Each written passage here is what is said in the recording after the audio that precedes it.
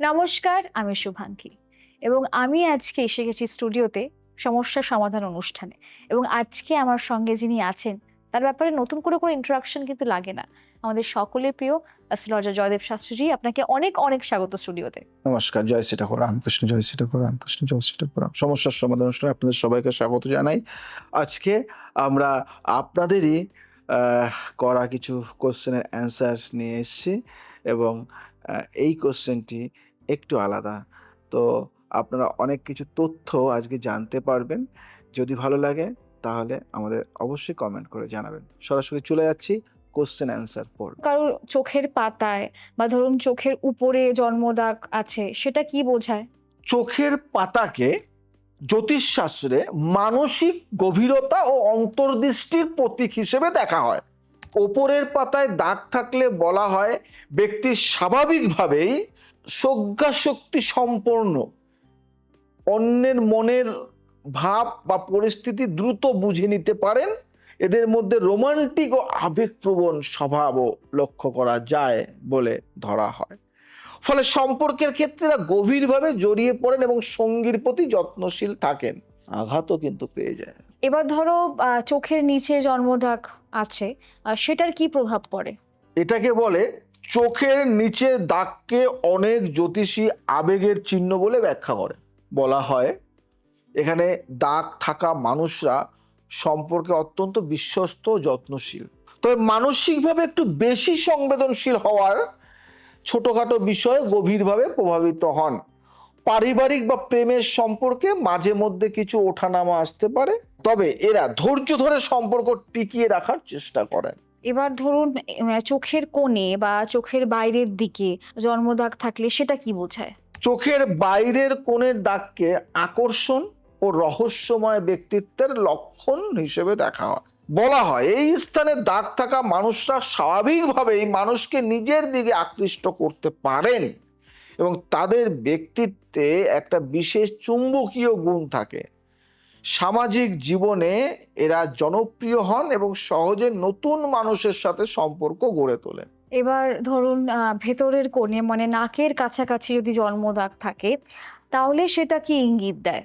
চোখের ভেতরের কোণের দাগকে পারিবারিক জীবন ও অন্তরঙ্গ সম্পর্কের সাথে যুক্ত করা হয়। বলা হয় এখানে দাগ থাকা মানুষরা পরিবারের প্রতি গভীরভাবে অনুগত থাকেন এবং জীবন সঙ্গীর সাথে দীর্ঘমেয়াদী স্থিতিশীল সম্পর্ক গড়ে তোলেন। এদের মধ্যে বিশ্বাসযোগ্যতা ও দায়িত্ববোধ প্রবল থাকে বলে মনে করা হয়। একদমই তাই। এবার ধরুন চোখের ভেতরে বা চোখের সাদা অংশে দাগ থাকলে সেটা কি বোঝায়? এটি তুলনামূলক তুলনামূলক বিরল একটি অবস্থা, বিরল, যাকে চিকিৎসা বিজ্ঞানে কনজাংটিভাল নেভাস কনজাংটিভাল নেভাস বলা হয়। এটি একটি সম্পূর্ণ স্বাভাবিক ত্বক সংক্রান্ত বৈশিষ্ট্য। লোকবিশ্বাসে এই ধরনের দাগ থাকা মানুষদের ব্যতিক্রমী ও অনন্য ব্যক্তিত্বের অধিকারী বলে বর্ণনা করা হয়, যাদের চিন্তা ভাবনা সাধারণ মানুষের চেয়ে আলাদা হয়। তবে চোখের ভেতরে যে কোনো দাগের আকার বা রং পরিবর্তন হলে অবশ্যই চক্ষু বিশেষজ্ঞের পরামর্শ নেওয়া জরুরি, কারণ এটি চিকিৎসাগত দিক থেকে গুরুত্বপূর্ণ বিষয়। বুঝলে? এবার ধরুন যদি ওপরের ঠোঁটে জন্মদাগ বা জরুল থাকে সেটা কি বোঝায়? ঠোঁটকে জ্যোতিষশাস্ত্রে যোগাযোগ ক্ষমতা ও ব্যক্তিগত আকর্ষণের প্রতীক হিসেবে দেখা হয়। অপরের ঠোঁটে দাগ থাকলে মানে উপরের ঠোঁটে দাগ থাকলে বলা হয় ব্যক্তির কথায় স্বাভাবিক একটা প্রভাব থাকে, যা বলেন তা সহজেই মানুষের মন কাড়ে। এই তত্ত্ব অনুযায়ী এরা বাগ্মী ও প্রভাবশালী বক্তা হন, ফলে শিক্ষাগত উপস্থাপনা, বিক্রয় বা গণমাধ্যমের মতো পেশায় স্বাভাবিকভাবে ভালো করেন। এছাড়া এদের মধ্যে সামাজিক আকর্ষণও প্রবল থাকে বলে ধরা হয়। মানুষ সহজেই এদের প্রতি আকৃষ্ট হয় এবং এদের কথা বিশ্বাস করে। এবার ধরুন কারোর ঠোঁটের নিচে যদি জন্মদাগ থাকে সেটা কি প্রভাব পড়ে? নিচের ঠোঁটের দাগকে অনেকের নিচের ঠোঁটের দাগে কিন্তু তারা কিন্তু এমনি বানিয়ে দেয়, দাগ না থাকলেও তা ভোগ বিলাস ও জীবনের আনন্দ উপভোগের সাথে যুক্ত করা হয়। বলা হয় এখানে দাগ থাকা মানুষরা খাদ্য রসিক হন এবং জীবনের ছোট ছোট আনন্দগুলো গভীরভাবে উপভোগ করতে জানেন। এদের মধ্যে আবেগ প্রবণতাও লক্ষ্য করা যায়। ভালোবাসার মানুষের প্রতি এরা যত্নশীল ও উদার হন, তবে কখনো কখনো নিজের আবেগকে নিয়ন্ত্রণ রাখতে একটু কষ্ট বলে উল্লেখ করা হয়। তবে যারা আর্টিফিশিয়াল ভাবে দাগ করো তাদের কিন্তু এই নিয়মগুলি নয়।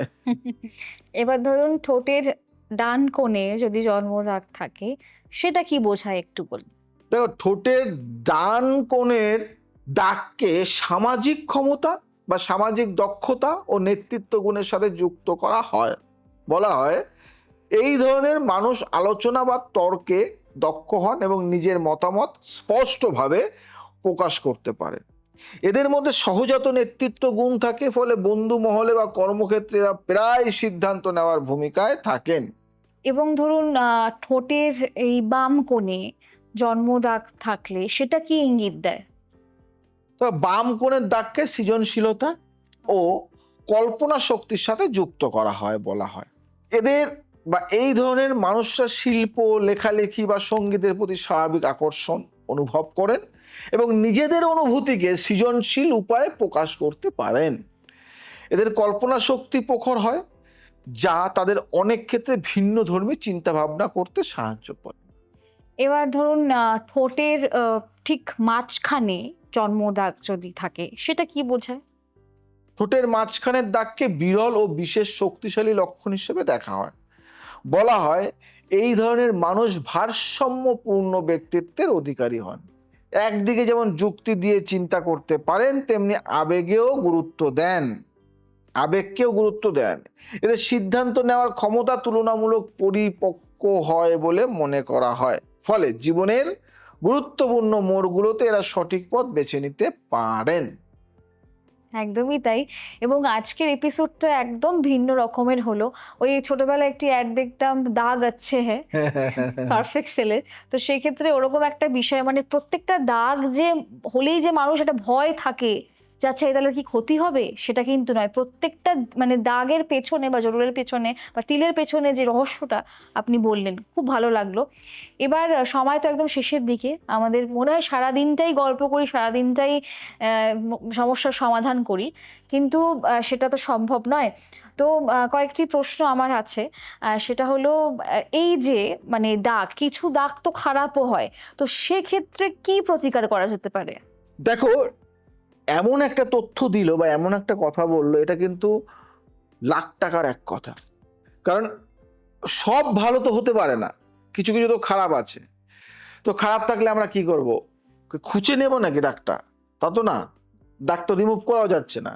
এখন আমাদের করণীয় কি আছে? কিছু কিছু ক্ষেত্রে দেখবে আমরা অনেক কর্ম বা অনেক কাজে দেখো, আমাদের সাপোজ দেখা গেল, আমি তোমাকে একটা কথা বলি, দেখা গেল আমাদের এই হাত, হুম।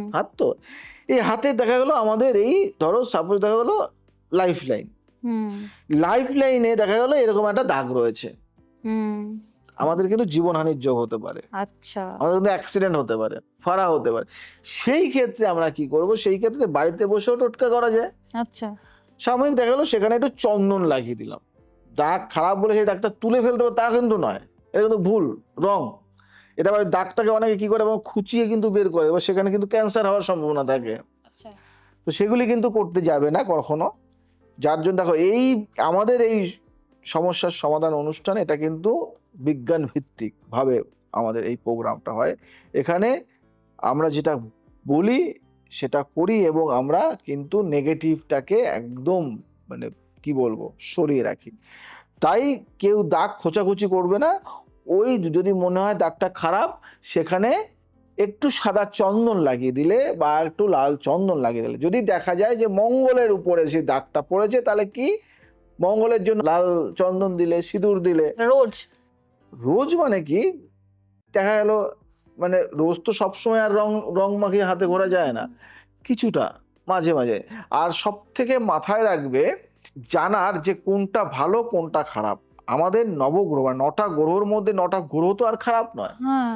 দেখা গেল আমাদের রাহুর জায়গাটা, কেতুর জায়গাটা, শুক্রের জায়গাটা, রবির জায়গাটা নেগেটিভ দিচ্ছে। এবার সেই রবির জায়গায় যেখানে মান সম্মান, যশ, খ্যাতি, প্রতিপত্তি, সাকসেস, সাফল্য সব দিচ্ছে, কিন্তু সেখানে তোমার একটা কালো জরুল বা কালো দাগ রয়েছে রবির স্থানে। তো সেখানে তোমরা কি করবে? দেখো, বিচার তো অনেক রকম করা যায়। আমরা কুষ্টি বিচার করি, আমরা জটক বিচার করি, আমরা ছক করি, আমরা হাত দেখি, আমরা সব কিছু করি, কিন্তু কিছু কিছু টাইপ জিনিস আছে যেগুলি কিন্তু আজও পর্যন্ত হয় না। এই যেমন এই যে দাগের বিচার, এটা তুমি বলো তো, তুমি সমস্ত ইউটিউব বলো, সমস্ত টিভি চ্যানেল সমস্ত ঘেটে দেখবে তো কোথায় এটা হয়। আমি সবসময় মানুষের মানে এটা কি, কেউ আমাকে কোশ্চেন করেছে দাদা এই ধরনের, আমাকে একটু বলো, আমি সেরকম পুরো প্রোগ্রামটা তোমাদেরকে সাজিয়ে দিলাম। তাই আমি তোমাদেরকে সবাইকে বলবো যে এই জিনিসগুলো আমাদের ইনস্টিটিউটে শেখানো হয়। তিল তত্ত্বটা শেখানো হয়, কোথায় তিল থাকলে কি হবে, কোথায় জরুল থাকলে কি হবে, কোথায় দাগ থাকলে কি হবে, কেন এর গুণাগুণ, ভালো মন্দ খারাপ সমস্ত কিছু কিন্তু আমাদের ইনস্টিটিউটে শেখানো হয়। জেডি অ্যাস্ট্রো কনসালটেন্সি অ্যান্ড একাডেমিতে সমস্ত রকম কিছু শেখানো হয়, যেখানে জ্যোতিষ রিলেটেড যা আছে সব শেখানো হয়।